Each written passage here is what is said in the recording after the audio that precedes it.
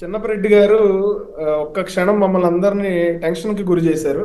ఉమ్, అదేంటంటే ప్రపంచాన్ని వణికించిన కరోనాని జగన్మోహన్ రెడ్డి గారు వణికించాడు అంటారేమో అనుకున్నాను నేను. ఉమ్, ఆయన కరోనా కరోనా మీద పోరాటం చేశారంట జగన్మోహన్ రెడ్డి గారు. ఉమ్, అయితే పాపకి బర్డ్ ఫ్లూ వచ్చిందని చెప్తా ఉన్నారు. అది కరెక్షన్ చిన్నపరెడ్డి గారు. ఆ పాప పచ్చి మాంసం తినటం వల్ల పచ్చి మాంసం తినటం వల్ల ఆ పాపకి బర్డ్ ఫ్లూ వచ్చిందనేది డాక్టర్స్ ఇచ్చిన రిపోర్ట్స్. దానికి కూటమి ప్రభుత్వం ఏం చేస్తుంది చెన్నపరెడ్డి గారు? మీరు ఏదో తీసుకొచ్చి బోడిగుండుకి మోకాలకి ముడి పెడితే ఎక్కడో ఏదో జరిగితే దానికి ముఖ్యమంత్రి గారు వెళ్ళలేదంటే ఏం చేస్తారు? ఏం మాట్లాడుతున్నారు మీరు? ఉమ్, ఇంకోటి P4 P4 ఈ రోజున కూటమి ప్రభుత్వం అమలు చేస్తా ఉంటే కూటమి ప్రభుత్వం P4 అనే ఒక పథకాన్ని తీసుకొస్తే దానికి జగన్మోహన్ రెడ్డి గారికి కంగారు పుడతా ఉన్నాం. ఎందుకంటే P4 వల్ల డబ్బున్నోళ్ళు బాగుపడరు చిన్నపరెడ్డి గారు. P4 వల్ల అట్టడుగున ఉన్న వాళ్ళు క్యాలిబర్ ఉండి చదువుకోగలిగి ఆర్థిక పరిస్థితులు బాగోక, లేకపోతే ఇంట్లో ఉన్న పరిస్థితులు బాగోక వెనకబడిపోతున్న పిల్లల్ని చదివించడం కోసం, లేకపోతే ఆ గ్రామాలని దత్తత తీసుకోవటం కోసం, లేకపోతే టాప్ లో ఉన్న ఫ్యామిలీస్, బాటమ్ లో ఉన్న ఫ్యామిలీస్ ని రెండింటిని అనుసంధానం చేసి తద్వారా అందరు కింద లెవెల్లో ఉన్న వాళ్ళని అప్లిఫ్ట్ చేయడం కోసం ఈ P4 పథకాన్ని తీసుకొచ్చారు. ఉమ్. సరే, మీరు అది చూపించండి. 143 ఏంటది? 143 143 హామీలు. Yes. వీళ్ళందరూ జగన్మోహన్ రెడ్డి గారిని నేను చెప్తా ఆగండి, మీరు కామెడీ చేసినప్పుడు మేము విన్నాం కదా. ఎవరు చిన్నపరెడ్డి గారు, మీరు వినాలి. చిన్నపరెడ్డి గారు ఒక్క నిమిషం. మీరు మాట్లాడే ఎవరు డిస్టర్బ్ చేయలేదు మిమ్మల్ని. చిన్నపరెడ్డి గారు మీరు మాట్లాడుతుంటే ఎవరు డిస్టర్బ్ చేయలేదు, మాట్లాడేవాడి. మీకు చాలా సమయం ఇచ్చాం కదా, డిస్టర్బ్ చేయలేదు ఎవరు. మాట్లాడండి కిరణ్ గారు. చిన్నపరెడ్డి గారు, మీరు జోకులు వేసినప్పుడు మేము నవ్వుకున్నాం కదా, మేము మాట్లాడేటప్పుడు కూడా మీరు వినాలి.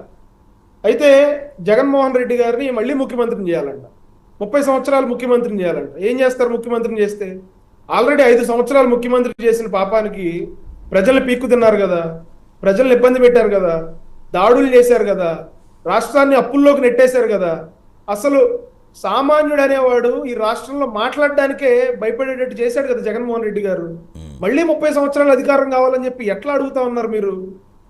మళ్ళీ మిమ్మల్ని అధికారం కాదు కదా, ప్రజలు మిమ్మల్ని ఎక్కడ పెట్టాలో అక్కడ పెడతారు. మేము పెట్టాల్సిన అవసరం లేదు. ప్రజల్ని అంతలా భయపెట్టారు మీరు. ప్రజల్ని భయపెట్టారు, ప్రజల మీద దాడులు చేశారు, రాష్ట్రాన్ని అప్పుల పాలు చేసేసి రాష్ట్రాన్ని ఊబిలోకి నెట్టారు. ఈ రోజున కూటమి ప్రభుత్వం, కూటమి నాయకులు ఆ ఊబిలోంచి రాష్ట్రాన్ని బయటకు తీసుకురావటం కోసం అనేక రకమైనటువంటి కష్టాలు పడతా ఉంది. మీరు చేసిన అప్పులకు వడ్డీ కట్టాలి, వడ్డీకి మళ్ళీ వడ్డీ కట్టాలి. ఒక పక్కన పథకాలు అమలు చేయాలి, ఓ పక్కన ఉద్యోగ కల్పన చేయాలి, ఓ పక్కన దాడులు మీరు చేస్తున్న ప్రజలు ఏదైతే ఇబ్బంది పెట్టారో వాళ్ళందరికీ భరోసాని ఇవ్వాలి.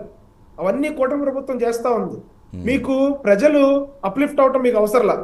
మీరు కేవలం పాడిందే పాట పాసిపడ్డ దాసు అని చెప్పి మీరు అదే పాట పాడతారు 5 సంవత్సరాలు. ఇప్పుడు 5 సంవత్సరాలు ప్రజలు మాకు టైం ఇచ్చినప్పుడు మేము ఇచ్చిన హామీలన్నీ అమలు చేయడానికి మాకు ఇచ్చిన టైం అది. డే 1 పరిగెట్టేస్తారా మీరు? ఇప్పుడు పిల్లడు పుడతాడండి, డే 1 వాడు పథకాలు సాధించేస్తాడా?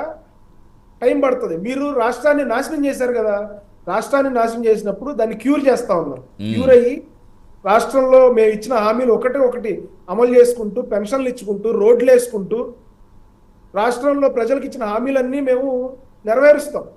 మీరు కొంచెం ఓపి పట్టండి.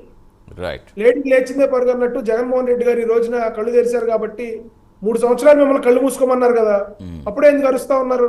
3 సంవత్సరాలు మీరు ఓపిక పట్టండి.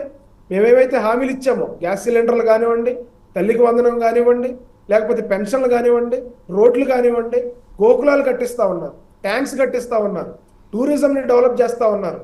ఈ రోజున 50 లక్షల రూమ్స్ కావాలని చెప్పి అడుగుతా ఉన్నారు. టూరిజం బయట నుంచి తీసుకొస్తా ఉన్నారు, టెంపుల్ సర్క్యూట్. ఈ రోజున టూరిజం మినిస్టర్ ఫారెన్ వెళ్ళి ఇన్వెస్ట్మెంట్స్ తీసుకొస్తా ఉన్నారు. వేరే దేశాల నుంచి ప్రతినిధులు వచ్చి మన దేశంలో మన రాష్ట్రంలో పెట్టుబడులు పెట్టడానికి ఆలోచిస్తా ఉన్నారు. మొన్నటిదాకా అది లేదు కదా, మొన్నటిదాకా పారిపోయారు కదా ఎక్కడోళ్ళు అక్కడ. ఈ రోజున వాళ్ళందరికీ మళ్ళీ నమ్మకం కల్పించాలి. మళ్ళీ జగన్మోహన్ రెడ్డి ప్రభుత్వం రాదని చెప్పి వాళ్ళకి మీరు నమ్మకం కలిగించాలి. ఆ రోజున పెట్టుబడులు వస్తాయి. ఖచ్చితంగా మేము ఇచ్చిన హామీలన్నీ కూడా నెరవేర్చే పరిస్థితి ఉంటుంది. మీరు కంగారు పడద్దని అయితే ఈ సందర్భంగా మీకు విజ్ఞప్తి చేస్తాను. నాగార్జున గారు కిరణ్ గారు వాయిస్ కూడా తీసుకుని మొత్తం అన్నింటికి ఆన్సర్ చెప్తారు. కానీ కిరణ్ గారు సార్, ఇప్పుడు వీళ్ళు 2.0 అంటే పోయినసారి కత్తులతో నడి రోడ్డు మీద కార్యకర్తల గొంతులు కోశారు.